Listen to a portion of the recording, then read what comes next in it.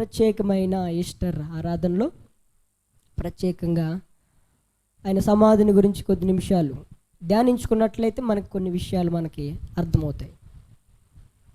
ఈ విషయం అంతా మనకు తెలుసు. ప్రతి ఈస్టర్కి లేకపోతే మధ్య మధ్యలో ఆదివారం పునరుద్ధానపు ఆరాధనల్లో ఈ మాటలు మనం విని ఉన్నాం. ఒక ప్రత్యేకమైన కోణంలో ఇదే వాక్యాన్ని ప్రత్యేకమైన కోణంలో ఈరోజు ధ్యానించుకోబోతున్నాం. దేవునికి స్తోత్రం కలుగును గాక. హల్లెలూయా. 5వ వచనాన్ని మనం గమనిస్తే 6వ వచనంలో గమనిస్తే దూతలు అంటున్నారు, సమాధి యుద్ధ ఉన్న దూతలు ఒక వార్తను తెలియపరుస్తున్నారు ఆయన సమాధి వద్దకు వచ్చిన వాళ్ళతో. ఏమని? ఆయన ఇక్కడ లేడు, ఆయన లేచి ఉన్నాడు. యేసుక్రీస్తు యొక్క మాటలు మనం ప్రత్యేకంగా గమనిస్తే ఆయన మాటలు చాలా ప్రత్యేకంగా ఉంటాయి. మరణాన్ని దేంతో పోల్చాడు యేసుక్రీస్తు ప్రభు? నిద్రతో పోల్చాడు. అందుకని ఆయన దూతలు ఆయన గురించి ఏం సాక్ష్యం ఇస్తున్నాయి అంటే, ఆయన ఇక్కడ లేడు, మీరు వెతుకుతున్న సమాధిలో ఉండే దేవుడు కాదు, ఆయన నిద్ర లేచి వెళ్ళిపోయి ఉన్నాడు, నిద్ర లేచి వెళ్ళిపోయాడు. అంతకుముందుల మాటలు మనం గమనిస్తే, మీరు సజీవుడైన వానిని మృతులలో ఎందుకు వెతుకుతున్నారు? యేసు ప్రభుని ఎక్కడ వెతుకుతున్నారంట ప్రజల దినాల్లో? ఈయన ప్రవక్తలలో ఒక ప్రవక్త, సామాన్య మానవుల్లో ఈయన కూడా ఒకడు అని అనుకున్నారు. యేసు ప్రభు ఎన్ని అద్భుతాలు చేసినా, ఇదిగో నేను చనిపోతాను తిరిగి లేస్తానని చెప్పినా ఎవరికి కూడా ఆ మాటలు అర్థం కాలేదు. కారణం ఏంటంటే, గత 2-3 వారాల క్రితం మనం చెప్పుకున్నాం, సిలువను గురించిన వార్త నశించిపోతున్న వారికి వెర్రితనం, కానీ రక్షింపబడి ఉన్న వారికి దేవుని శక్తి అని దేవుని వాక్యం సెలవిస్తుంది. ఈ వార్తను ఎప్పుడైతే వాళ్ళకి చెప్తున్నారో, దూతలు చెప్పినప్పుడు ఏమని చెప్పారు దూతలు? సజీవంగా ఉన్న యేసుక్రీస్తు ప్రభువుని మృతులలో మీరు ఎందుకు వెతుకుతున్నారు అనగానే వాళ్ళకి ఆశ్చర్యం కలిగింది. ఆయన ఇక్కడ లేడు, లేచి వెళ్ళిపోయాడు. ఇదే మాటను తీసుకెళ్ళి ఆ స్త్రీలు కొంతమంది యేసు ప్రభు యొక్క శిష్యులకి ఇంకా కొంతమందికి చెప్పారు. వాళ్ళు ఏమన్నారో చదువుదాం. లూకాసు సువార్త 24వ అధ్యాయం 10వ వచనం, 8వ వచనం కూడా చదవండి.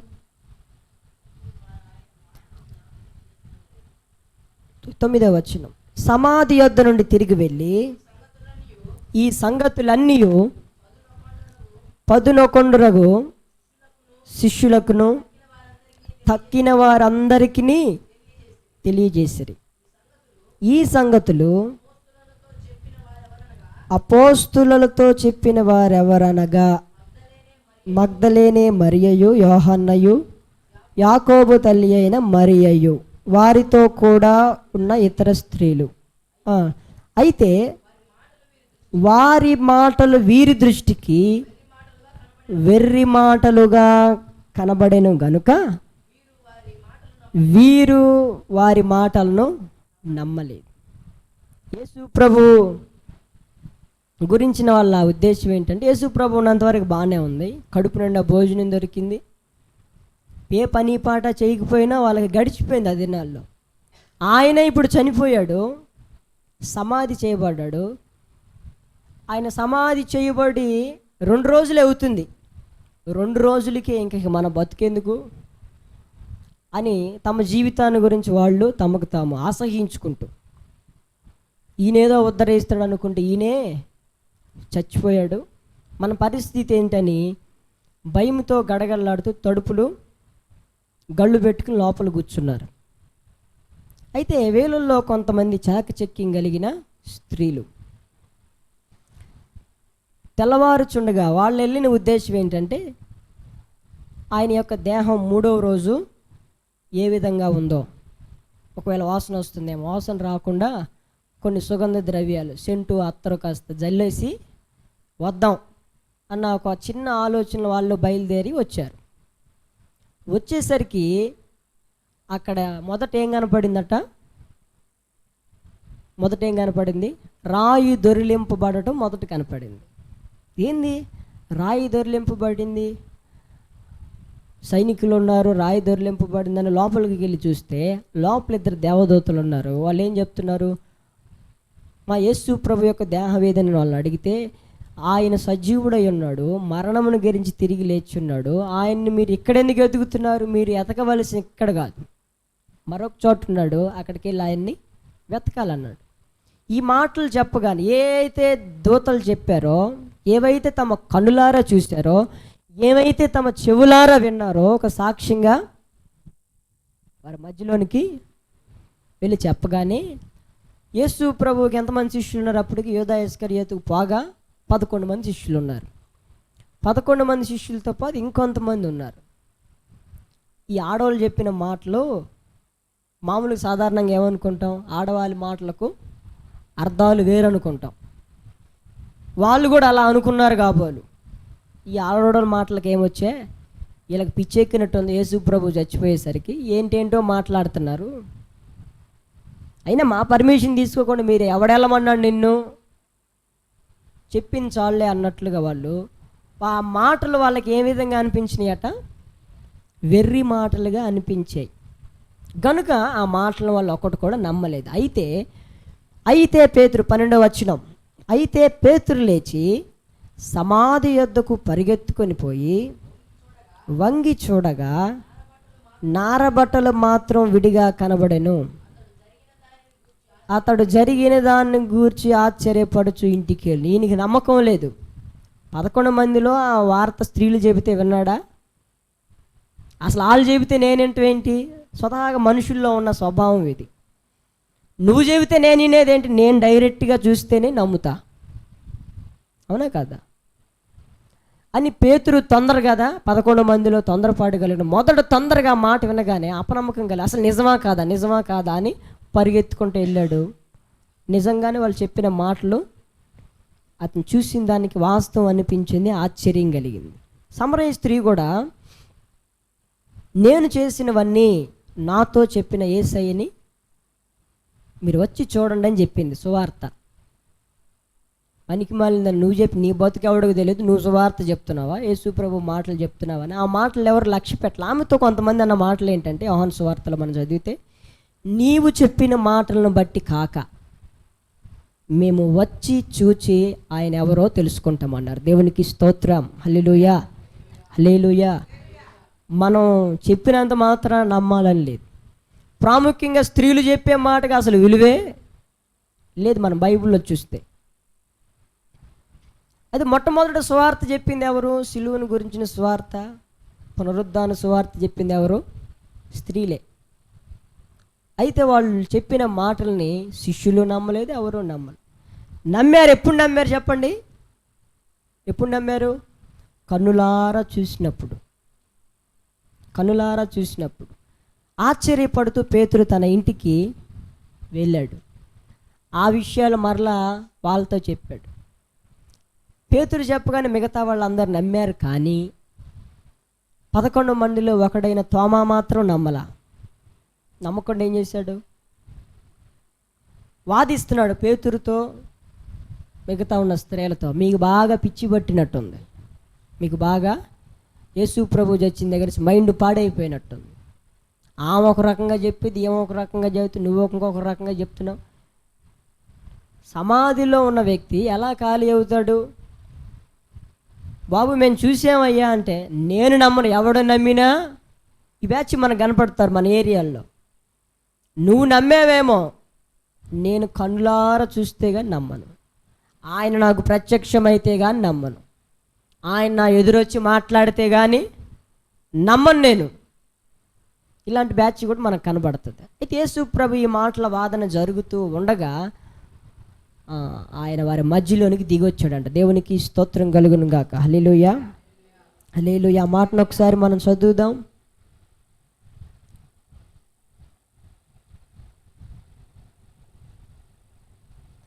లూకా సువార్త 24వ అధ్యాయం 36 నుండి చదువుదాం. లేకపోతే 34 నుండి చదువుదాం. ప్రభువు నిజముగా లేచి సీమోనుకు కనబడినని చెప్పుకొనుచుండ్రి. వారిది విని త్రోవలో జరిగిన సంగతులను ఆయన రొట్టె విరుచుట వలన తమకేలాగూ తెలియబడినో అదియో తెలియజేసి. ఈ 11 మందిలోనే మరొక ఇద్దరు, 11 మందితో కాకుండా ఇంకొంతమంది ఉన్నారు. వారిలో ఒక ఇద్దరు ఎమ్మాయి అనే గ్రామంలో నడుచుకుంటూ వెళ్తున్నారు. యేసు ప్రభు చనిపోయి శనివారం అయ్యింది, ఆదివారం కూడా అయ్యింది. 3 రోజులైన తర్వాత ఈ మాటలు చెప్పినా వీళ్ళు నమ్మలేదు కనుక ఎలా నమ్మించాలో ఆయనకు తెలుసు కనుక నమ్మదగిన దేవునికి ఒకరోజు మార్గ మధ్యంలో వెళ్తూ సిలువలో జరిగిన సంగతులు, యేసుక్రీస్తు చేసిన సంగతులని జ్ఞాపకం చేసుకుంటూ వెళ్తున్నారు. నేను చెప్పే మాటలన్నీ లోకాసు వార్త 24వ అధ్యాయం 13 నుండి చదువుకుంటే మీకు అక్కడ కనబడతాయి. ఎమ్మాయి అనే మార్గంలో మార్కు సువార్తలో మనం చదివితే ఒక మారు రూపము కలిగిన వాడిగా వాళ్ళ మధ్యలో నడుచుకుంటూ వెళ్ళాడు. ఏంటి కొత్త సంగతులు చెప్పుకుంటున్నారంటే, నాకు కూడా చెప్పండి, ఈ విషయం కూడా నీకు తెలియదా? నజరేయుడైన యేసును సిలువ వేసి చంపారు, ఆయన సమాధిలో పెట్టేశారు. కొంతమంది ఏమో లేచాడని చెప్తున్నారు, కొంతమంది ఏమో నమ్మట్లేదు, మాకు కూడా నమ్మకం కుదరట్లా అని ఆ మాటలు చెప్పుకుంటూ అతనితో మాట్లాడుకుంటూ వెళ్తుండగా ఆయన అన్నాడు వాళ్ళతో, మందమతులారా, ప్రవక్తలు అనేకులు తెలియపరిచిన ప్రవచనాలను నమ్మని మందమతులారా, ఆయన పునరుద్ధానుడై తిరిగి లేస్తాను, ఈ దేవాలయాన్ని పడగొట్టండి, 3 దినాలు తిరిగి కడతానని పలుమార్లు మీతో చెప్పాడు కదా, కాపర్ని కొడతారు, గొర్రెలు చెదరగొట్టబడతాయి అని మీతో చెప్పాడు కదా అని ఆ విషయాలన్నీ జ్ఞాపకం చేసుకుంటూ వస్తున్నాడు. ఆ జ్ఞాపకం చేసుకుంటూ వచ్చిన తర్వాత యేసుక్రీస్తు యొక్క శిష్యులు రావాల్సిన మార్గం వచ్చేసింది. ఎక్కడ కట్ అయిపోద్దానని బైబిల్లో అక్కడ రాయబడింది. ఇంకొంత మార్గాన్ని పొడిగించాడంటే యేసుక్రీస్తు ప్రభు 24వ అధ్యాయంలో మీరు చదవండి. ఆ మార్గాన్ని ఇంకొంచెం దూరం పొడిగించి తర్వాత వాళ్ళు అన్నారు, ఇంకా మా ఊరు వెళ్ళే టైం చాలా ఉంది, సాయంకాలం అయిపోతుంది, మీరు మాతో ఉండాల్సిందే అని యేసుక్రీస్తుని బలవంత పెట్టారంట. నేను చెప్పే మాటలను 24వ అధ్యాయంలో ఉంటే తర్వాత చదువుకోండి. యేసుక్రీస్తుని ఎప్పుడైతే బలవంత పెట్టారో ఆ బలవంతానికి ఆయనలోనే వాళ్ళతో పాటు ఉన్నాడు. వాళ్ళతో పాటు ఉన్న తర్వాత ఆకలేసింది, ఒక రొట్టెని కాల్చుకుని తిన్నారు. యేసుక్రీస్తు చేతికి రొట్టె తీసుకుని కృతజ్ఞతాస్తుతులు స్తోత్రం చేసి రొట్టెని విరిచి తిన్నారు. ఎప్పుడైతే స్తోత్రం చేసి రొట్టె విరిచి యేసు ప్రభు శిష్యులకి ఇచ్చాడో వెంటనే అక్కడ రాయబడిన మాట ఏంటి, 24వ అధ్యాయము 31వ వచనంలో 30వ వచనం చదవండి. ఆయన వారితో కూడా భోజనమునకు కూర్చున్నప్పుడు ఒక రొట్టెను పట్టుకొని స్తోత్రం చేసి దానిని విరిచి వారికి పంచిపెట్టగా వారి కన్నులు తెరవబడి ఆయన గుర్తుపట్టిరి. అంతటా ఆయన వారికి అదృశ్యుడాయను. అప్పుడు వారు ఆయన త్రోవలో మనతో మాట్లాడుచు లేఖనములను మనకు బోధించుచున్నప్పుడు మన హృదయము మనలో మండలేదని ఒకరితో ఒకడు చెప్పుకున్నారు. ఇప్పుడు ఎంతమందికి కనబడ్డాడు యేసు ప్రభు? స్త్రీలకు కనబడ్డాడు. స్త్రీలు కన్నులారా చూశారు సమాధిని, పేతురు చూశారు. వీళ్ళైతే మారు రూపము కలిగిన యేసు ప్రభుని చూశారు. ఈ సంగతులన్నీ వాళ్ళు చెప్పుకుంటా ఉన్నారు, స్త్రీలు, పురుషులు, యేసుక్రీస్తు శిష్యులు. అయితే ఒకడు మాత్రం నమ్మకుండా ఎరగ తీసుకుని మాట్లాడుతున్నాడు. అతని గురించి మనం చదువుదాం. 36వ వచనం. వారు ఇలాగ మాట్లాడుచుండగా ఆయన వారి మధ్యన నిలిచి మీకు సమాధానం అవునుగా కానీ వారితో అనెను. అయితే వారు దిగులు పడి భయాక్రాంతులై భూతము తమకు కనబడినని తలంచిరి. అప్పుడు ఆయన, మీరెందుకు కలవరపడుతున్నారు? మీ హృదయములలో సందేహం పుట్టనేలా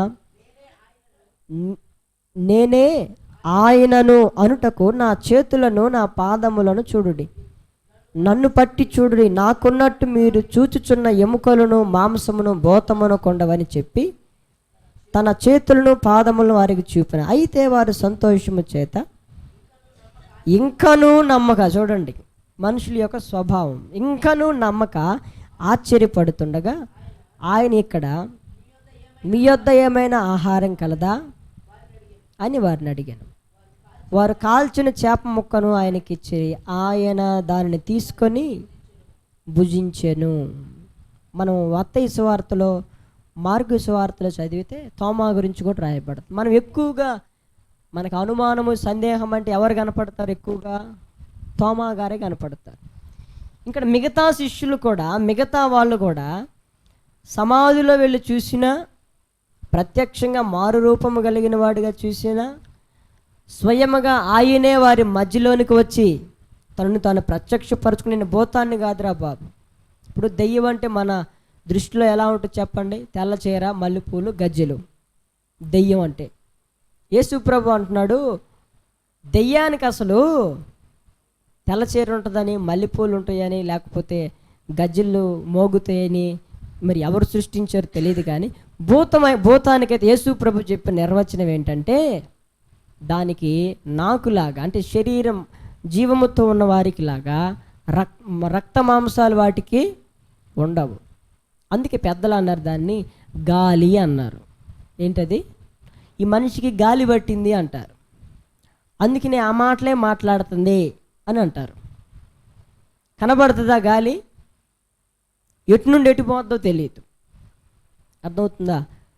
వీళ్ళు అనుకుంటున్నారు భూతం అనుకుంటున్నారు యేసు ప్రభుని చూసి. చనిపోయిన వాళ్ళు ఎవరైనా కనపడితే భూతమేనా? బైబిల్ సెలవిస్తుంది చనిపోయిన వాళ్ళు ఎవరు? దెయ్యాలు ఎవరు? చనిపోయిన వాళ్ళు ఎవరు? దెయ్యాలు ఎవరు? మన్నైనది తిరిగి మన్నైపోతుంది. ఆత్మ తాను దయచేసిన దేవుని దగ్గరికి వెళ్తుంది. వాడు ఎలాగ సచ్చినా సరే చనిపోయిన వాడు దెయ్యం అవ్వడు. అర్థమవుతుందా? యేసు ప్రభువు కూడా దెయ్యం అవ్వడు. దెయ్యం ఏంటయ్యా అంటే పరలోకం నుండి త్రోయబడిన దేవదూతలే దెయ్యాలు. చనిపోయిన మనుషులను పోల్చుకుని మన దగ్గరికి వస్తారు. అది దెయ్యము, అంటే దురాత్మ అంటారు దాన్ని. చనిపోయిన వాళ్ళు ఎవరు? దెయ్యాలు కాదు. ఒకవేళ నీ దగ్గరికి వచ్చినా, నీ దగ్గరికి వచ్చింది ఏంటది? దురాత్మను నువ్వు గుర్తుపట్టాలి. సైతాన్ గాడి యొక్క ఆత్మను నువ్వు గుర్తుపట్టాలి. అందుకని యేసుప్రభు అంటున్నాడు, భూతము దెయ్యం అనుకుంటుంటే భూతానికి దెయ్యానికి నాకులాగా రక్తమాంసాలు ఉండవు. కావాలని చూడండి, నా చేతులు కాళ్ళు పట్టుకుని చూడండి. అయినా సరే వాళ్ళకి నమ్మల. కొన్ని వేల సంవత్సరాల క్రితం నుంచి, ఇంచుమించుగా 2000 సంవత్సరాల క్రితం నుండి ఆయన ప్రతి ఒక్క తరంలో, ప్రతి ఒక్క కుటుంబంలో, ప్రతి ఒక్క మనిషికి తనను తాను ప్రత్యక్షపరుచుకుంటూ ఆకర్షించుకున్నప్పటికీ కూడా ప్రజలు నమ్ముతున్నారా? మీకు మరొకసారి అర్థమయ్యేటట్టు చెప్తాను. సమాధిలో చూశారు, ఖాళీగా ఉంది. పేతురు చూశాడు, మారు రూపము కలిగిన వాడుగా రొట్టె కూడా వాళ్ళతో కలిసి భుజించాడు. ఆయనే స్వయంగా దిగొచ్చి వాళ్ళ మధ్యలో తను తాను కనపరుచుకున్నాడు. నా చేతులు పట్టుకోండి, కాళ్ళు పట్టుకోండి. అయినా కానీ వాళ్ళు నమ్మల. ఇంకా ఏం చేశాడు ఆయన? విసుక్కోలా. ఇంకా ఏం చేశాడంటే వారి ఎదుట ఒక చేప ముక్కను తీసుకుని భుజించినట్లుగా లేఖనాలు రాయబడింది. దేవునికి స్తోత్రం, హల్లెలూయా. ఆయన సజీవుడు అనటానికి ఎన్నో నిదర్శనాలు చూపించాడు. ఇన్ని నిదర్శనాలు చూపించిన నమ్మకపోతే వీళ్ళందరిది ఒక ఎత్తు అయితే, తోమా వచ్చి ఏమన్నాడు? మీరు ఎన్ని చెప్పినా నేను నమ్మను రా బాబా, ఆయన గాయాల్లో నేను వేలు పెట్టి చూడాలి. అప్పుడు దిగొచ్చినప్పుడు తోమా ఏం చేశాడంటే ఆ సందర్భంలో యేసు ప్రభు రమ్మన్నాడు. ఎందుకు నీకు సందేహం ఉంది? అవసరమైతే నేను భూతాన్ని కాదు, నా గాయాలు వేలు పెట్టి చూడు, యేసు క్రీస్తునా కాదా అని చూడన్నప్పుడు యేసు ప్రభు అన్నాడు, చూసి నమ్మిన వారి కంటే చూడక నమ్మిన వారు మరీ ధన్యులు. దేవునికి స్తోత్రం. ఇవన్నీ మరొకసారి మీకు అర్థం కావటానికి ఒక స్టోరీ లాగా మీకు చెప్పడం జరిగింది. అయితే ఈరోజు ప్రభు మనకి నేర్పబోతుంది ఏమిటి? ఎందుకు ఈ మాటలు మీకు చెప్పానంటే, ఇన్నిసార్లు తను తాను ప్రత్యక్షపరుచుకున్నా కానీ ప్రజలకి యేసుక్రీస్తు ఎవరో అర్థం కాల. యేసుక్రీస్తుని నమ్మటానికి ఏ ఒక్కరు కూడా ముందుకి రాలా. వారి కొరకు పుట్టాడు, వారి కొరకు మరణించాడు, వారి కొరకు పునరుద్ధానుడై తిరిగి లేచి ఇంచుమించుగా 40 సార్లు 500 మందికి కనబడ్డాడు. అయినా చాలామంది నేటికి కూడా యేసుక్రీస్తుని నమ్మలేకపోతున్నారు. అది ఎంతో విచారకరం. ఎన్నిసార్లు ప్రత్యక్షపరుచుకున్నాడు, నమ్మలేదులని వదిలేలా.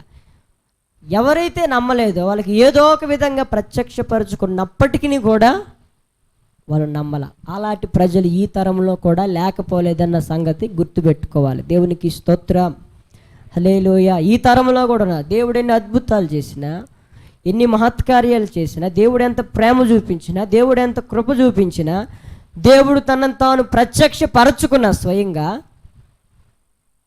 ఏమవుతున్నారు ప్రజలు? దేవుణ్ణి నమ్మాలంటే నమ్మలేకపోతున్నారు. అయితే యేసు దూతలు చెప్పిన మాటను ఒకసారి ధ్యానించుకుందాం. ఆయన ఇక్కడ లేడు, ఆయన లేచి ఉన్నాడు. ఆయన మృతుల మధ్యలో నివసించేవాడు కాదు, చచ్చిన వాళ్ళ మధ్యలో నివాసం చేయటానికి మృతి నొందిన దేవుడు కాదు ఆయన. అర్థమవుతుందా? ఆయన దీని ద్వారా మనకు ఒక పాఠాన్ని నేర్పుతున్నాడు. మొదటి పాఠం ఏంటి? ఇప్పటి వరకు చెప్పుకున్న దాంట్లో ఆయన ఎన్ని కార్యాలు చేసినా కానీ మనం నమ్మలేకపోతున్నాం. ఒక సందర్భంలో అన్నాడు, మీ మధ్య చేసిన అద్భుతాలు మరొక ప్రాంతంలో సొదొమ గొమొర్రాలో చేస్తే వాళ్ళు రక్షణ పొంది ఉండేవాళ్ళు అన్నాడు యేసుప్రభు. మీ మధ్యలో, అయ్యో బేత్సయిదా, అయ్యో కొరజీనా, మీ మధ్య చేయబడిన అద్భుతాలు సొదొమ గొమొర్రాలో చేస్తే వాళ్ళు ఖచ్చితంగా మారు మనసు పొంది ఉండేవాళ్ళు, వారికంటే మీరు దరిద్రులు అన్నాడు. అర్థమవుతుందా? మీకు వినిపిస్తున్న సువార్త మరొకరికి వినిపిస్తే వాళ్ళు ధన్యులయ్యేవాళ్ళు అన్నట్లుగా యేసు ప్రభు మాట్లాడాడు. అదొక పాట. రెండవ పాట ఏంటంటే మనం నేర్చుకునేది, ఆయన ఇక్కడ లేడు, ఆయన లేచి ఉన్నాడు. మరి ఎక్కడున్నాడు ఆయన? ఆయన లేచి ఎక్కడున్నాడు చెప్పండి? సజీవుల మధ్యలో ఉన్నాడు. దేవునికి స్తోత్రం, హల్లెలూయా. లేఖనాల్లో మనం లోతుగా వెళ్ళి ధ్యానిస్తే అక్కడ అంటాడు, నా ఆత్మ మీ మధ్యనే ఉంది, నేను మిమ్మల్ని అనాథులుగా విడవను, ఆదరణకర్తను మీ మధ్యకు పంపిస్తాను. అతడు మీలో ఉంటాడు, మీతో ఉంటాడు, మీ మధ్యలో ఉండి సంచరిస్తాడు. దేవునికి స్తోత్రం, హల్లెలూయా. ఆయన ఇప్పుడు ఎక్కడున్నాడు? లేచి మన మధ్యలో ఉన్నాడు, మనకి సమీపంలో ఉన్నాడు, మనతో ఉన్నాడు, మనకు దగ్గరలోనే ఉన్నాడు. కానీ ఆయన మనకు కనబడతాడా? యోబు ఒక మాట అంటాడు, యోబు గ్రంథంలో ఆ మాటను ఒకసారి చదువుదాం. యోబు ప్రవచన గ్రంథం 9వ అధ్యాయం 11వ వచనం. యోబు ప్రవచన గ్రంథం 9వ అధ్యాయం 11వ వచనం. ఇదిగో ఆయన నా సమీపమున గడచిపోవుచున్నాడు, కానీ నేను ఆయన్ని కనుగొనలేను. నా చేరువను అంటే నా సమీపాన పోవుచున్నాడు, కానీ ఆయన నాకు కనబడడు. ఆయన ఎక్కడున్నాడు? మొరపెట్టు వాళ్ళందరికీ, నిజంగా మొరపెట్టు వాళ్ళందరికీ ఆయన సమీపముగా ఉన్న దేవుడు.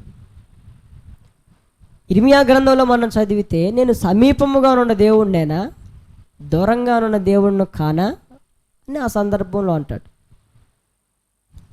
ఆయన పునరుద్ధానుడై తిరిగి మన కొరకు లేచింది ఎందుకయ్యా అంటే, మన మధ్యలో ఉండటానికి, మనకు తోడుగా ఉండటానికి, మనలో ఉండటానికి. ఇప్పుడు మీరు అర్థం చేసుకోండి, మన మధ్యలో ఉండటం మీకు మంచిదా, క్షేమమా? మనతో ఉండటం క్షేమమా? మనలో ఉండటం క్షేమమా? మరొకసారి ఆలోచిద్దాం. మన మధ్యలో దేవుడు ఉండటం నీకు మంచిదా? నీ పక్కనే ఉండటం మంచిదా? నీ లోపల ఉండటం మంచిదా?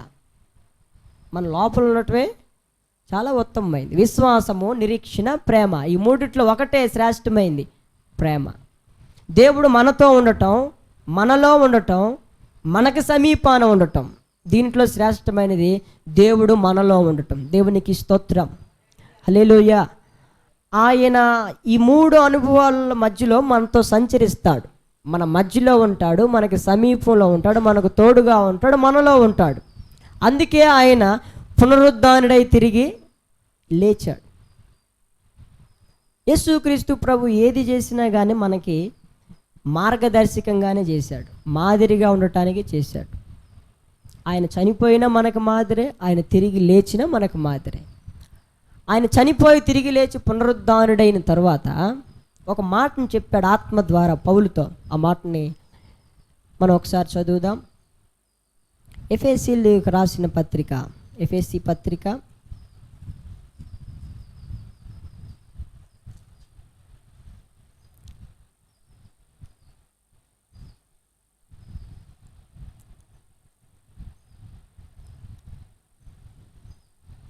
5వ అధ్యాయం 14వ వచనం. 5వ అధ్యాయం 14వ వచనం. అందుచేత అంటే ఇప్పుడు మాటలన్నీ విన్నావు కదా, క్రీస్తు పునరుద్ధానుడై లేచినందు చేత నిద్రించుచున్న నీవు మేల్కొని మృతులలో నుండి లెమ్ము, క్రీస్తు నీ మీద ప్రకాశించుచున్నాడు. దేవుని నామానికి మహిమ కలుగును గాక. హల్లెలూయా. ఆయన పునరుద్ధానుడై తిరిగి ఎక్కడి నుండి లేచాడు చెప్పండి? మృతులలో నుండి లేచాడు. మృతుల మధ్యలో నుండి లేచాడు. 3వ దినం లేచాడు. మనకు కూడా ఏమి నేర్పిస్తున్నాడు అంటే, నేను మృతుల్లో నుండి లేచాను, నీవు కూడా నిద్రపోతున్నావు. అంటే నా దృష్టిలో చనిపోయావు. మరణం అంటే ఆయన దృష్టిలో నిద్ర లాంటిది. జీవించుచున్నావన్న పేరు మాత్రమే, కానీ నీవు నా దృష్టిలో మృతుడివే. అయితే నేను పునరుద్ధానుడై తిరిగి లేచాను గనక, నీవు కూడా జీవించుచున్న పేరు మాత్రమే మృతుడివే గనక, అట్టి అనుభవంలో ఎవరి మధ్యలో మృతి నొందావు? నువ్వు మృతి నొంది ఎక్కడ పాతి పెట్టబడ్డావు అంటే, మృతుల మధ్యలో నువ్వు పాతి పెట్టబడ్డావు. మృతుల మధ్యలో పాతి పెట్టబడిన నేను ఏ విధంగా లేచానో, నిద్రించిన నేను ఏ విధంగా లేచాను, నీవు కూడా నిద్రించుచున్న నీవు మేల్కొని మృతులలో నుండి లేవాలి. ఆయన లేపుతానంటున్నాడు, నేను లెమ్మంటున్నాడా? చెప్పండి. చాలాసార్లు దేవుని వాక్యంలో లెమ్ము, తేజరిల్లము, నీ బలము ధరించుకొను అని ఉంటుంది. మరొక సందర్భంలో ధైర్యం తెచ్చుకొని పని జరిగించండి, యెహోవా మీకు తోడుగా ఉంటాడు. కొన్ని సందర్భాలు చదివితే మనకే అప్పచెప్తాడు. ఈ సందర్భంలో కూడా నిద్రించుచున్న నీవు అంటే జీవించుచున్నానన్న పేరు మాత్రమే, కానీ మృతి నొందిన నీవు, మృతుల మధ్యలో బ్రతుకుతున్న నీవు, సాతాను సింహాసనమున స్థలములో కాపురం ఉంటున్న నీవు మేల్కొని మృతులలో నుండి నీవు లేవాలి. ఒక సంఘంతో అపోస్తలుడైన యోహాను మాట్లాడతాడు. ఆ మాటను కూడా నేను మీకు జ్ఞాపకం చేయాలని ఆశపడుతున్నాను. ప్రకటన గ్రంథంలో ఆ మాటను కూడా చదువుదాం. యోహాను రాసిన ప్రకటన గ్రంథం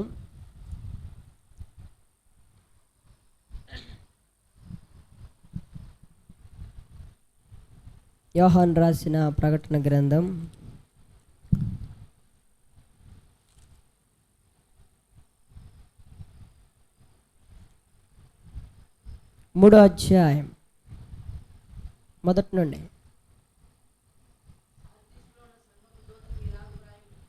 సార్దీసులో ఉన్న సంఘపు దూతకు ఇలాగు వ్రాయుము, 7 నక్షత్రములను దేవుని 7 ఆత్మలను గలవాడు చెప్పు సంగతులు ఏమనగా, నీ క్రియలను నేను ఎరుగుదును.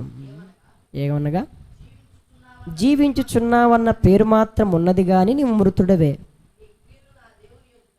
నీ క్రియలు నా దేవుని ఎదుట. అంటే అర్థం ఏంటంటే, జీవించుచున్నావన్న పేరు మాత్రమే కానీ మృతుడు. జీవించుచున్నావన్న పేరు మృతుడివే అంటే నిద్రపోతున్నావు అని అర్థం. పేరుకి మెలకుతోనే ఉన్నావు. మంచం మీద పడుకుంటామా మనం? మెలకుతోనే ఉంటాం, కళ్ళు తెరిసే ఉంటాం. కానీ మంచం మీద ఎలా ఉన్నాం? పడుకుని ఉన్నాం.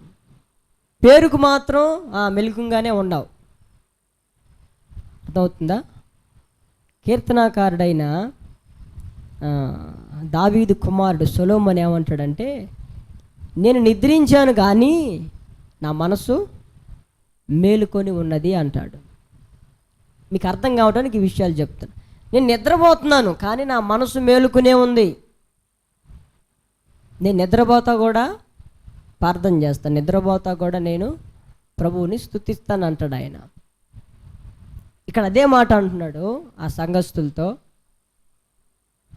మీరు మేలుకునే ఉన్నారు అంటే మీ సంఘస్థులు, సంఘంలో ఉన్న ప్రజలు అన్నీ బాగానే ఉన్నాయి, మీ క్రియలు, మీ కష్టం అంతా బాగానే ఉంది.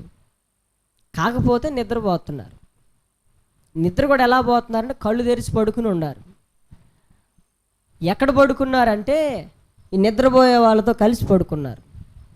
వాళ్ళ మధ్యలో నుండి నువ్వు లేవాలి. దేవునికి స్తోత్రం, హల్లెలూయా. నేను కళ్ళు తెరిచి పడుకున్నావా, కళ్ళు మూసుకుని పడుకున్నావా కాదు, అసలు ఆ మంచం స్థితిలో నుంచి లేవాలి.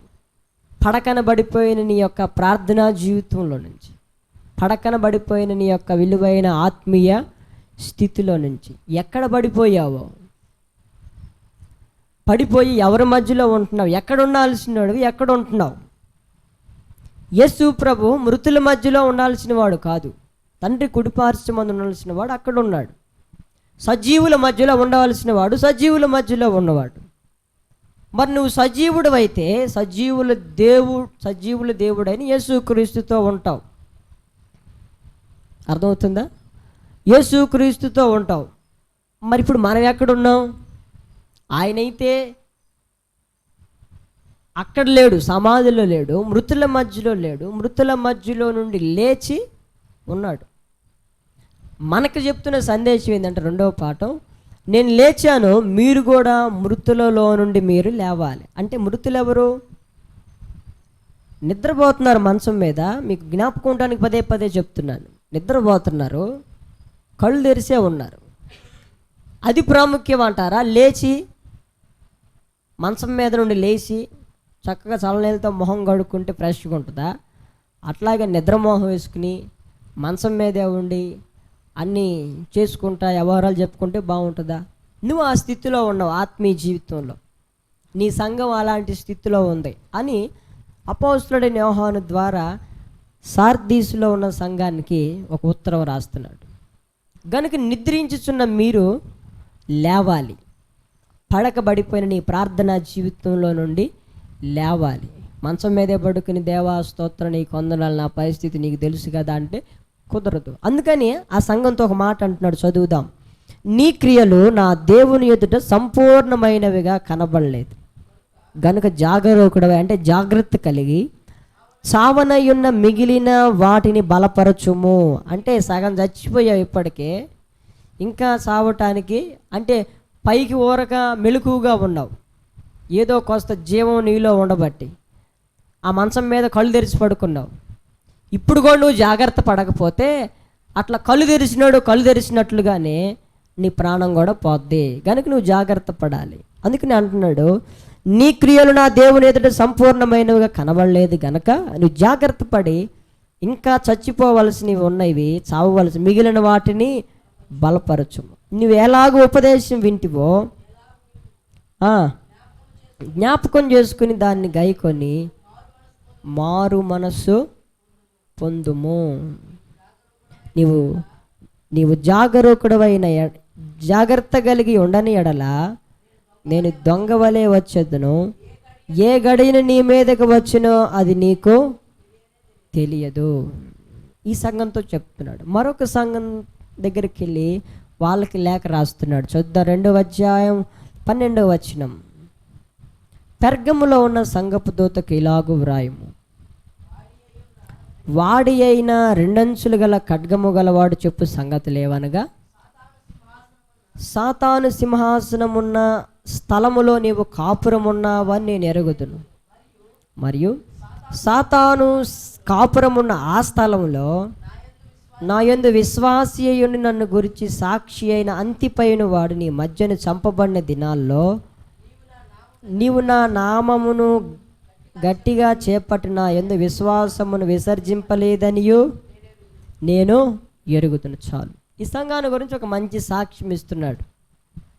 కొన్ని లోపాలు కూడా ఉన్నాయి అనుకోండి, కొన్ని లోపాలు కూడా ఉన్నాయి.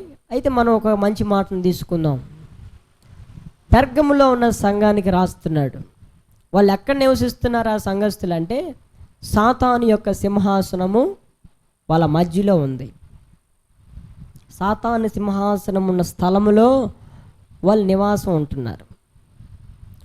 అలాంటి స్థితిగతుల్లో కూడా దేవునిని వాళ్ళు ఏమాత్రం కూడా విసర్జించలేదట. మరి యేసు ప్రభువుకి సమాధి ఎక్కడ తొలిపించబడింది? మృతుల మధ్యలో. అక్కడ నుండి లేచాడు. వీళ్ళు ఎక్కడ ఉంటున్నారు? దురాత్మల మధ్యలో. దురాత్మల నాయకుడి యొక్క సింహాసనం వాళ్ళ మధ్యలో ఉంది. అయినప్పటికీ కూడా అయినప్పటికీ కూడా వాళ్ళు దేవునిని విసర్జించినట్లుగా మనం అక్కడ చూస్తున్నాం. ఎందుకు ఈ మాటలు చెప్తున్నానంటే, మనం ఎక్కడో ఉండాల్సిన వాళ్ళం ఎక్కడో ఉండిపోయాం. అది దేవుని యొక్క మనసులో ఉన్న మాట. ఆయన పరలోకములో ఉన్నవాడు భూలోకానికి దిగొచ్చాడు. ఆ తండ్రి చిత్తాన్ని నెరవేర్చుకుని మరలా పరలోకం వెళ్ళి మన కోసం మరలా ఆత్మదేవుడుగా మనతో ఉండటానికి, మనకు సమీపంగా ఉండటానికి, మనలో ఉండటానికి లోకానికి వచ్చాడు. ఈరోజు ఆయన మాట్లాడుతున్నాడు, నిద్రించుచున్న నీవు మేలుకోవాలి. నిద్రపోతున్న వాడిని ఇంకొకరు లేపాలి, నేను లేపుతాను అనట్లా. నీకు నీవే సమయం గతించిపోతుందన్న ఒక జాగ్రత్త కలిగి, నిద్ర మేలుకునే వేళ అయినదని తెలుసుకొని చదువుదాం. ఆ మాటను కూడా ఒకసారి. కొరింథీయులకు రాసిన మొదటి పత్రిక అనుకుంటా,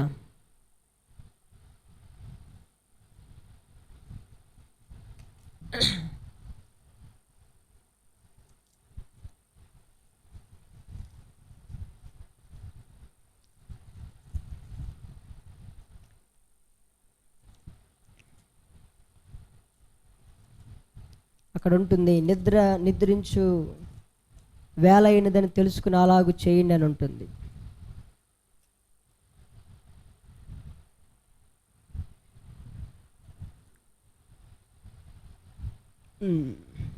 ఎఫెసీయులకు రాసిన పత్రిక 5వ అధ్యాయం 15వ వచనం నుండి ఆ మాట చదువుదాం, తర్వాత చదువుదాం మాట. ఎఫెసీయులకు రాసిన పత్రిక 5వ అధ్యాయం 15వ వచనం.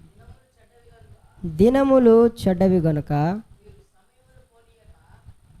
మీరు సమయమును పోనీయక సద్వినియోగం చేసుకొంచు, అజ్ఞానుల వలె కాక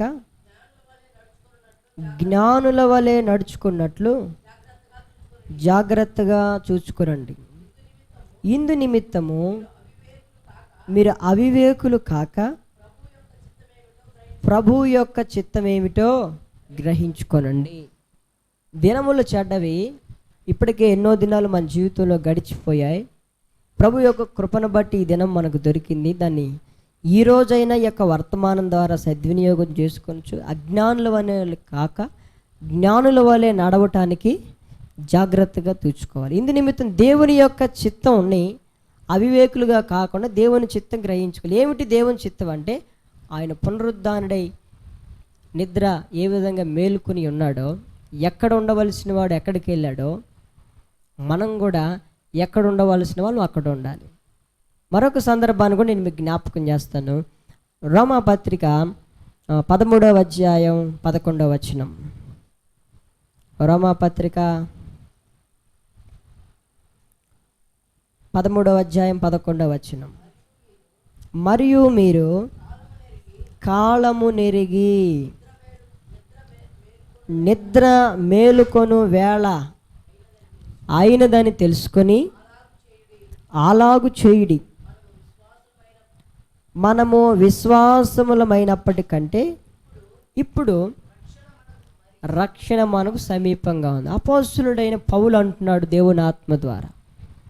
ఏమంటున్నాడు? మీరు నిద్ర మేలుకొనే వేళ అయినదని తెలుసుకొని మేలుకోవాలి. అర్థమవుతుందా? బైబిల్లో రాయబడింది, సోమరులు ఇదిగో నీ మధ్యలో సింహం ఉంది అనగానే వాడు నిద్రలో నుంచి లేవడట. సోమరితనంలో నుంచి, అజ్ఞానంలో నుంచి, ఆ మత్తులో నుంచి, మంపులో నుండి మనం మేల్కొనాలి. మేల్కొని ఏం చేయాలి? మెలకువగా నుండి ప్రార్థన చేయాలి. మేలుకోలేదనుకుంటే ఏం జరుగుతుంది? ఏం జరుగుతుందో మనం చెప్పలేం. అందుకనే నిద్రించుచున్న వేళ అయినదని మనం తెలుసుకుని మనల్ని మనమే లెగవాలి. ఎవరో వచ్చి లేపుతారులే. మనం నిద్రపోయేటప్పుడు వేరే వాళ్ళకి చెప్తాం, టైం పెట్టుకున్నాను అయినా కానీ నా బలహీనత నేను లేవలేను, మరొకరు నన్ను ఆ టైంకి లేపండి అని.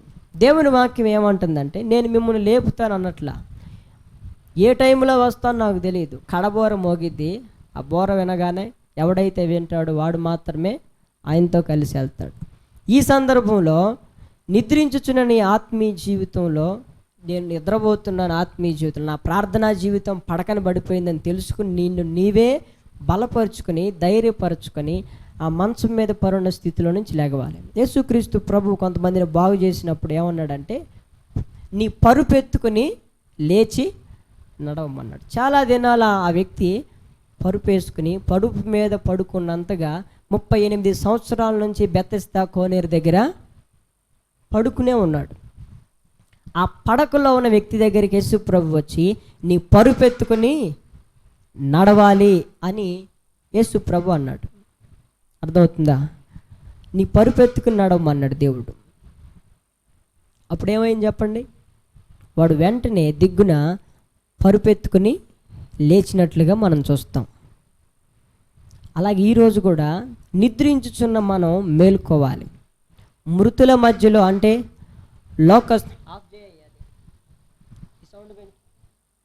నిద్రించుచున్న మనం మేలుకోవాలి. మృతులలో నుండి లేవాలి. ఈ యొక్క లోకస్తుల యొక్క ప్రజల్లో నుండి మనం లేవాలి. ఎక్కడ నిద్రపోతున్నాం అంటే లోకస్తుల యొక్క మధ్యలో నిద్రపోతున్నాం. అందుకనే హెబ్రీయులకు రాసిన పత్రికలో ఒక మాటని అపోస్తలుడైన పౌలు రాశాడు. చదువుదాం. 11వ అధ్యాయం 15వ వచనం. హెబ్రీయులకు రాసిన పత్రిక 11వ అధ్యాయం 15వ వచనం. హెబ్రీయులకు రాసిన పత్రిక 11వ అధ్యాయం 15వ వచనం. వారు ఏ దేశము నుండి వచ్చిరో ఆ దేశమును జ్ఞాపకం అందించుకున్న ఎడల మరలా వెళ్ళుటకు వారికి వీలు కలిగి ఉండును. చాలండి. మనం ఎక్కడి నుండి వచ్చాం అది ఒకసారి జ్ఞాపకం తెచ్చుకోవాలి. మన యొక్క పుట్టు పూర్వోత్తరాలు ఏమిటి? యేసుక్రీస్తు తన గురించి తాను ఇచ్చుకున్న సాక్ష్యం ఏంటంటే, పరలోకము నుండి దిగి వచ్చిన జీవాహారాన్ని నేనే. మనం కూడా ఎక్కడి నుండి వచ్చాం? దేవుని యొక్క సముఖంలో నుండి మనం వచ్చాం. దేవుని యొక్క ఉద్దేశంలో నుండి వచ్చాం గనక దేవుని యొక్క ఉద్దేశ ప్రకారం ఇక్కడ చేసి తిరిగి మరలా దేవుని ఉద్దేశ ప్రకారంగా దేవునితో ఉండాలి. ఇది దేవుని యొక్క చిత్తం. మనం ఎక్కడి నుండి వచ్చాం, ఎందుకు ఈ లోకంలోనికి వచ్చాం, మనం చేయాల్సిన పని ఏంటి తెలియకుండా ఇష్టానుసారంగా తిరిగి మర్చిపోతే, ఎక్కడి నుండి వచ్చామో మనం మర్చిపోతే ఈ లోకంలోనే మనం బస చేయవలసి వచ్చింది. మనకి ఈ యొక్క భూమి సంబంధించింది కాదు, మనకు మరొక దేశం, పరలోక దేశం ఉంది. దానికి సంబంధించిన వాళ్ళ ఉన్న జ్ఞాపకం, జ్ఞానం, వివేచన ప్రజల్లో ఉన్నట్లయితే తిరిగి మరలా అక్కడికి వెళ్ళటానికి వీలు కలిగిద్ది. యేసు ప్రభు కూడా అందుకే మన కొరకు పరలోకం నుండి భూలోకానికి వచ్చాడు. భూలోకం నుండి మరలా పరలోకం వెళ్ళాడు. మన కోసం ఆత్మదేవుడుగా భూలోకానికి దిగొచ్చి మన మధ్యలో సంచరిస్తూ ఈరోజు నీతో నాతో సుస్పష్టంగా మాట్లాడుతున్నాడు. నువ్వు మరిచిపోయిన సంగతులన్నీ ఆయన జ్ఞాపకం చేస్తున్నాడు. దేవునికి స్తోత్రం. హల్లెలూయా, హల్లెలూయా. ఏం జ్ఞాపకం చేస్తాడంటే, నీవు దేవుని ఉద్దేశంలో నుండి వచ్చిన వ్యక్తివి భూమి మీదకి. స్త్రీగా పుట్టినా పురుషుడిగా పుట్టినా నీ ఎడల దేవునికి ఒక ఉద్దేశం ఉంది. అదేమిటో నీకు గుర్తుంటే, నువ్వు ఎక్కడి నుండి వచ్చావో, ఎవరి మూలంగా బ్రతుకుతున్నావో, ఎవరి మూలంగా జీవిస్తున్నావో అది నీకు గుర్తుంటే తిరిగి మరలా ఆయన జ్ఞాపకం చేసుకుంటావు. ఆయన నిన్ను జ్ఞాపకం చేసుకుని ఆయనతో ఉండే భాగ్యాన్ని ఇస్తాడు. అర్థమవుతుందా? మరి ఆయన యొద్ద నుండి వచ్చిన నువ్వు ఆయన్ని మర్చిపోయి నీ ఇష్టానుసారంగా తిరుగుతున్నాం గనక ఆయన అంటున్నాడు, ఇష్టానుసారంగా ప్రజల మధ్యలో ఉంటున్నాం గనక, ఒక వేరుబాటు జీవితం లేదు గనక ఆయన అంటున్నాడు. అపోస్తుడైన పేతురు ద్వారా మరొక మాట మీకు జ్ఞాపకం రావటానికి చదువుతాను. చదవండి. అపోస్తుల కార్యాల గ్రంథం 2వ అధ్యాయం. అపోస్తుల కార్యాల గ్రంథం 2వ అధ్యాయం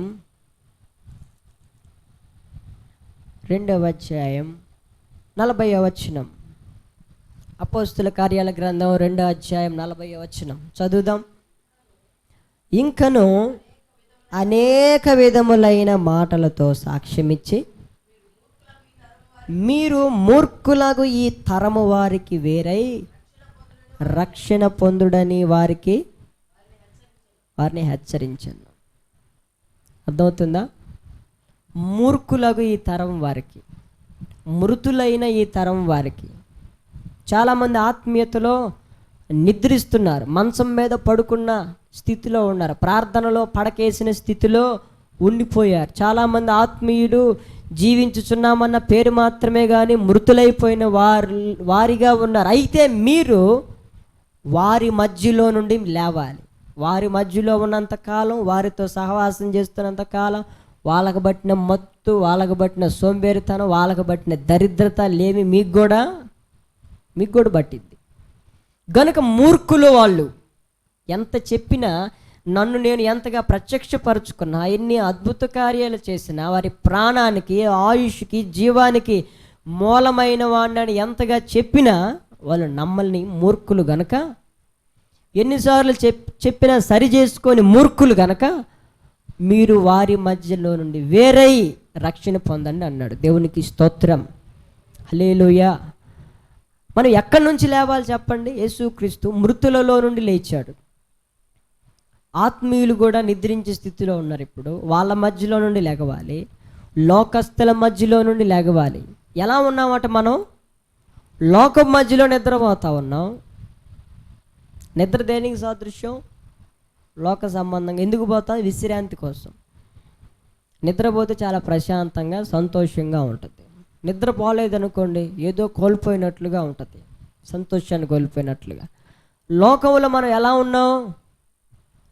నిద్రపోతున్నాం, లోకస్తుల మధ్యలో నిద్రపోతున్నాం, ప్రార్థన పడకేసిన ఆత్మీయుల మధ్యలో నిద్రపోతున్నాం. అయితే పరిశుద్ధాత్మ దేవుడు, అందరికి ఉపకారి అయిన దేవుడు, నీ క్షేమాన్ని కోరే ఏకైక దేవుడు ఈ మధ్యాహ్న కాల సమయం నీతో అంటున్నాడు, మీరు మూర్ఖులకి ఈ తరము వారికి వేరవ్వాలి. వేరు కాకపోతే మీరు రక్షణ పొందలేరు, సోంబేర్లు అవుతారు.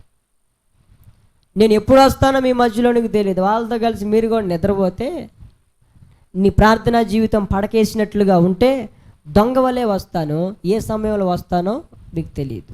కనుక ఏం చేయాలో ఒక హెచ్చరిక ఇచ్చాడు లూకా సువార్తలో. అపోస్తులుడైన లూకా కూడా ఒక మాట, ఒక హెచ్చరికని ఇచ్చాడు. చదువుదాం. లూకా సువార్త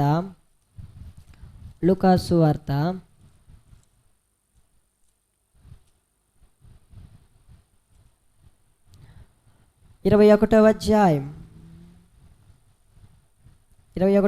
34వ వచనం చదువుదాం. లూకా సువార్త 21వ అధ్యాయం 34.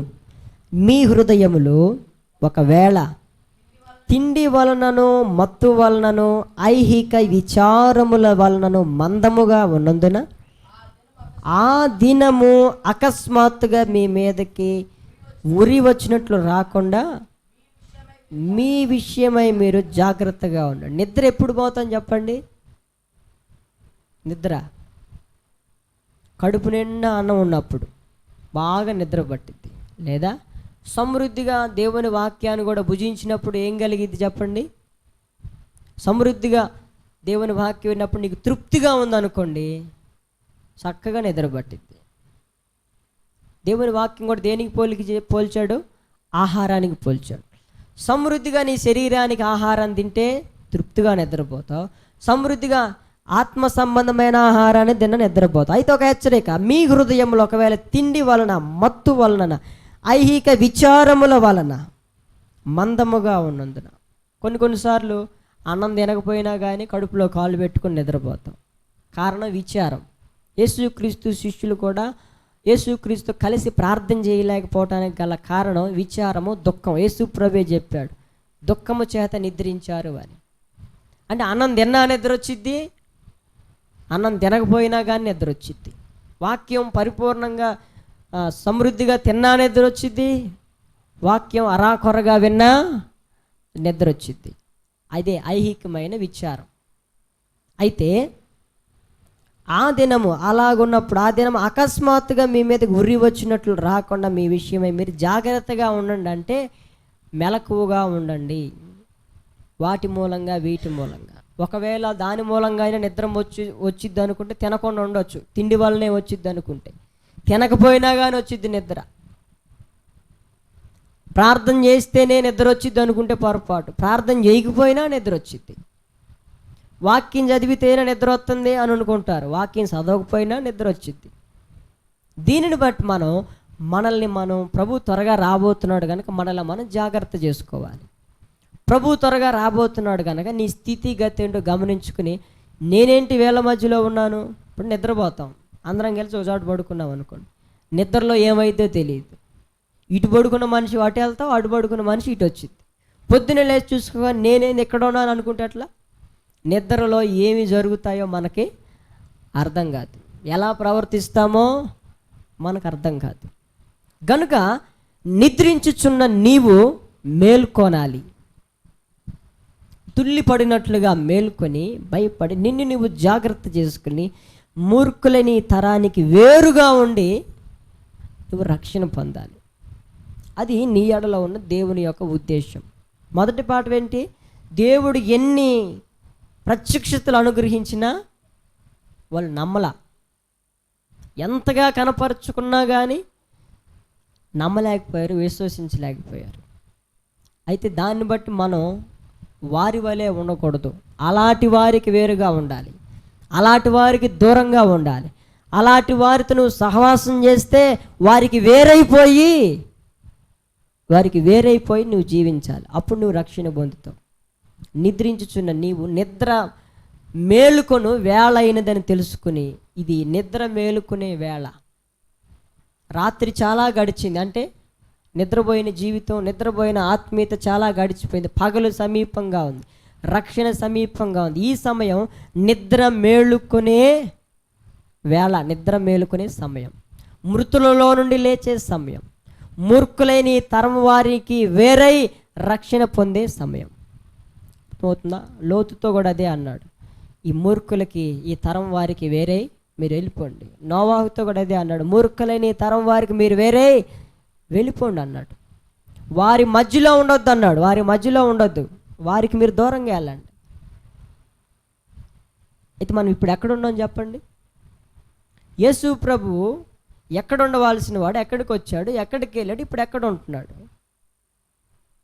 మనం ఎక్కడ ఉండాల్సిన వాళ్ళం ఎక్కడ ఉంటున్నాం? అందుకని అన్నాడు, దుష్టులు ఆలోచించప్పుడు నడవకుండా, పాపుల మార్గాన్ని నిలవకుండా, అపహాసకులు కూర్చున్న చోట కూర్చుండకుండా, యెహోవా ధర్మశాస్త్రం యందు ఆనందించుచు దివారాత్రులు దాన్ని ధ్యానించవలసిన మనం ఎక్కడ ఉంటున్నాం, ఎక్కడ నిలబడుతున్నాం అనేది ఈరోజు ప్రాముఖ్యమైన విషయం. మనం దేనికి సంబంధించిన వాళ్ళగా ఉంటున్నాం, ఎక్కడ లేవవలసిన వాళ్ళం ఎక్కడ పడిపోయి ఉన్నాం. అందుకని అన్నాడు ప్రకటన గ్రంథంలో, ఏ స్థితిలో పడిపోయావో ఆ స్థితిని జ్ఞాపకం చేసుకుని, నిన్ను జ్ఞాపకం చేస్తాను అన్నట్ల నువ్వే జ్ఞాపకం చేసుకుని వాక్యాన్ని బట్టి నీవు మారు మనసు పొందితే సరి, లేకపోతే దొంగ వలె వస్తాను, నీ దీపాన్ని ఆరిపేస్తాను అన్నాడు. కనుక నా ప్రియమైన సోదరి సోదరులారా, దేవుని వాక్యం నీతో నాతో ఈ మధ్యాహ్న కాలం చెబుతుంది, మన ఆత్మీయ జీవితం ఎక్కడో ఎలా ఉంది అనేది చెబుతే నిద్రపోతున్నాం. ఎలా నిద్రపోతున్నాం అంటే చాలా ప్రత్యేక నిద్రపోతున్నాం. కళ్ళు తెరిచి పడుకుని ఉన్నాం. అంటే జరిగాయన్నీ మనకు తెలుసు, జరిగాయని మనకు కనబడతాయి, చెవులతో వినగలం, కళ్ళతో చూడగలం, కానీ మంచం మీద పడుకుని ఉన్నాం. ఆ స్థితిలో నుండి నీ పరుపు ఎత్తుకుని లేచి నడవమన్నప్పుడు అతను నడిచాడు. ఈరోజు మనతో అంటున్నాడు, నీ పరుపు ఎత్తుకుని లేచి నువ్వు నడవాలి. ఎంతకాలం పడుకుంటావు ఆత్మీయ జీవితంలో? నీ ప్రార్థన గంటల తరబడి నడవాలి, వాక్యం చదివే విషయంలో గంటల తరబడి నడవాలి, సువార్త గంటల తరబడి నువ్వు చెప్పటానికి నీవు నడవాలి. పడుకుంటే వాక్యం చెప్పగలుగుతావా? పడుకుంటే చదవగలుగుతావా? పడుకుంటే ప్రార్థన నడిపింపు వస్తుందా? కనుక ఆ స్థితిలో నుండి నిద్ర మేలుకునే వేళ, నా ప్రభు సమీపంగానున్న వేళ, నాలో నివసించే వేళ, నాతో ఉన్న వేళ, నాకు సమీపాన ఉన్న వేళని తెలుసుకుని నీకు నీవే లేవాలి. ఆయన అన్నాడు, లెమ్ము తేజరిల్లము, క్రీస్తు నీ మీద ప్రకాశిస్తాడు అన్నాడు. ఆయన మన మీద ప్రకాశిస్తే ఎలా ఉంటుంది? ఆ దినాల్లో మోషే మీద ప్రకాశించాడు, మోషే ముఖాన్ని ఎవరు చూడలేకపోయారు. మన మీద ప్రకాశిస్తే ఆయన అన్నాడు, మీరు ఈ లోకానికి వెలుగై ఉన్నారు, అనేకుల్ని వెలిగించేవారిగా అవుతారని సెలవిచ్చాడు. కనుక రెండవ పాఠంగా మనం ఆయన ఏ విధంగా లేచాడో మనము కూడా ఈ లోకస్తుల మధ్యలోనే ఉంటున్నాం. సాతాను సింహాసనం ఉన్న స్థలములోనే మనం కాపురం ఉంటున్నాం. అయినప్పటికీ కూడా దేవుని యొక్క వాక్యాన్ని, విశ్వాసాన్ని గట్టిగా చేపట్టే వాళ్ళుగా ఉండాలి. చేపట్టాలంటే మొదట మనం లేవాలి, నడవాలి. అలాంటి స్థితిని ఈ దినం ప్రభు మనందరికీ అనుగ్రహించి ఆయన నిత్య మహిమలో చేర్చును గాక. ప్రార్థన చేద్దాం. మోకరించి కన్నులు మూయండి.